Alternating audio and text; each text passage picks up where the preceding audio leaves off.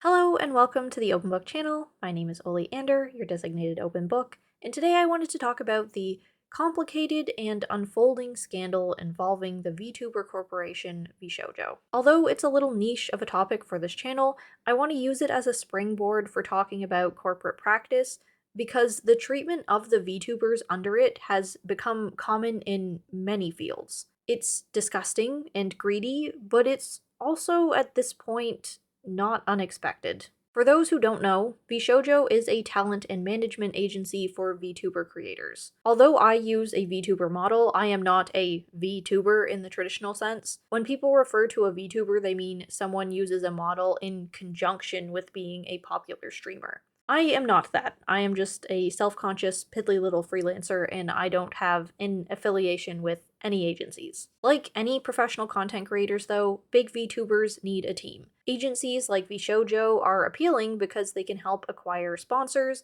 manage the back end of content creation, and with VTuber Corpos specifically, they present as a sort of family, offering connection and opportunities among their VTubers under contract. VTubers have left VShojo en masse and are coming out about their experience and how they've been mishandled by the company. Iron Mouse, one of the biggest VTubers of all time, has revealed that not only have they withheld pay to her personally, but they owe $500,000 to the immune deficiency charity that she fundraised for during a subathon. The amount owed to the charity simply did not get forwarded. They did not pay the pledges as intended, and as the money holders of their talent, there's not much for the creators to do in the event of this kind of misconduct. More VTubers under the VShojo agency are coming forward with reports of what's owed to them. In Michi's case, she was simply unaware of the financial situation, and I deeply relate to her story.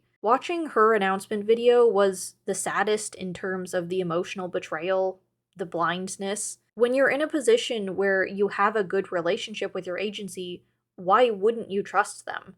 It's not about being oblivious, it's a question of why would you assume you need to be so vigilant with a company whose sole purpose is to take care of you for mutual benefit? Although having trust makes you able to be taken advantage of, vulnerability is unavoidable in power structures like this. Kason reported that she'd been denied payment for the majority of a year since September. Knowing that she was owed didn't help her. I'm sure a lot of people look at that timeline and start victim blaming that VTubers should have left earlier, but it doesn't work like that. They don't have any power or leverage in the situation if they do not hold their own money. Causing conflict only guarantees that relationships are strained, and leaving risks that they may never get their money. So it becomes a sunk cost fallacy of waiting things out until they just couldn't anymore, holding out hope that they'd be compensated eventually. The thing is that, in situations like this, pushing to receive payments will not make them manifest if the company has no intention of paying, especially if the money isn't there anymore. It's being spent somewhere else, and I assume no one is ever going to see what's owed to them, because where would that money be coming from? Sure, you can sue, but suing takes time and money, and suing someone for damages when what's owed has already been displaced, evaporated, then it's asking for something from nothing. And the reason I really want to talk about this is that this business practice of greed and overextension seems to have become the norm, and it makes me angry and sick and scared. We all hopefully understand that North America exists in debt. America itself is over 35 trillion in debt, and it's always been oh so funny haha to ask, oh, well, in debt to who? And that's such a Reddit user response. The answer is in debt to other countries, in debt to itself.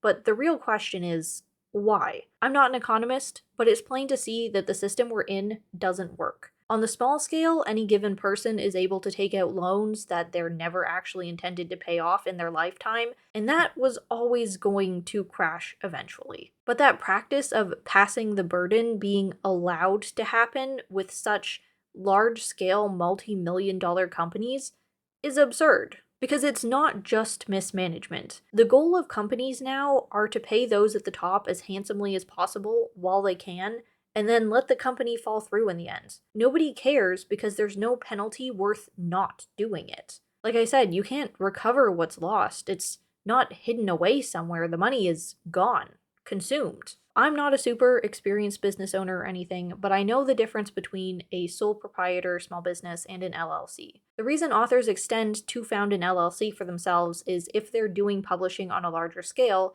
like ordering print runs, and it separates personal liability should something go terribly wrong. The business can go bankrupt, but the individual can stay okay. Same goes for corpos, albeit slightly different, and that distance, that safety net against liability, is being exploited. Crypto rug pulls are a fucking joke. Everything nowadays is designed to fail, and it's sad that even companies like VShojo, which were supposed to be the less exploitative and predatory in the field of agencies, too, have succumbed to this practice of business. Take what you can, give nothing back. I love pirates, but not like this. And sure, you could take the optimistic route after seeing all this, that we need to be the change in the world and have integrity ourselves.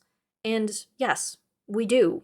I plan to. But in a world where your competition doesn't have the same restrictions in conducting business, because they don't intend to sustain and succeed in the long term, makes that space harder to exist in. It's a system that makes the people who do the work be those who suffer most. You can work hard and get nothing but promises. I lack an understanding of how corporate structure works in the legal system and just how liable CEOs are, but from my position, I'm seeing a lot of larger companies like VShojo taking advantage of the ability to overextend to the extreme, where nothing is likely to be recoverable, and not only am I mad that there's no safeguards or even enough consequences to deter that, but I'm mad that everyone else then has to take on the burden of that deficit. Gen AI, LLMs falls into that boat, theoretically. It shouldn't exist. It doesn't have access to enough ethical sources to be trained to function. It can't afford the expenditure of natural resources to maintain itself through its own profit margins, but it's being allowed to sustain by funding through outside backers and the sheer fact that tech bros value its potential more than its actuality. When you make a system that supports something failing for far longer than it should, what are we ever supposed to get back out of that? It's people who live near the Gen AI centers that suffer, physically. It's genuine creators who now have to fight for relevance in a flooded market headed by the morally broke. But most of all, and what applies to VShojo too, is that public trust is dead. Gen AI is one thing. They were never going to care about the damage that they were doing, but what do we do now that we live in a world where a company like VShojo that was so well respected, that has the reputation of being the best in its given field and less exploitative, whose top priority was supporting its creators, paying its creators, actively chose not to do that? To have gone on so long not paying their talent, their literal income source, that's not just idiocy or greed. I think that shows a fundamental lack of intention to be the very thing it was a business for. It didn't just fail. It chose to fail. Businesses like VShojo collapsing show where corporate intention actually lies, because they aren't just acting without others' best interest in mind, they're operating without their own best interests in mind. Just look at our own community with scandals like Britt Andrews. You can't trust individual creators to do the thing that they promised fans. You can't hire artists and expect something handmade anymore. You can't get commissioned for anything and expect to get paid. You can't buy a book hoping to support indie and know that it's not pumped out by AI.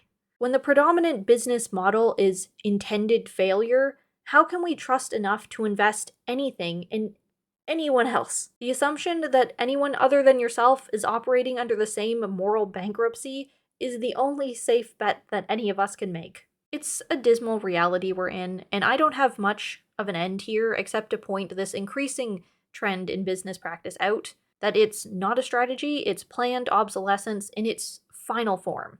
It doesn't just feel impossible to trust right now, it is. But I guess we still have to try. Trust where you can, when you can, support small, seek community. Don't let this mentality box you in even more than it already has. Choose integrity and genuinely choose success. Give things your all, as hard as it is, because I know it makes us vulnerable, but that soft spot is the only good spot. The most rewarding place to be. And I'll be there, so you're not totally alone.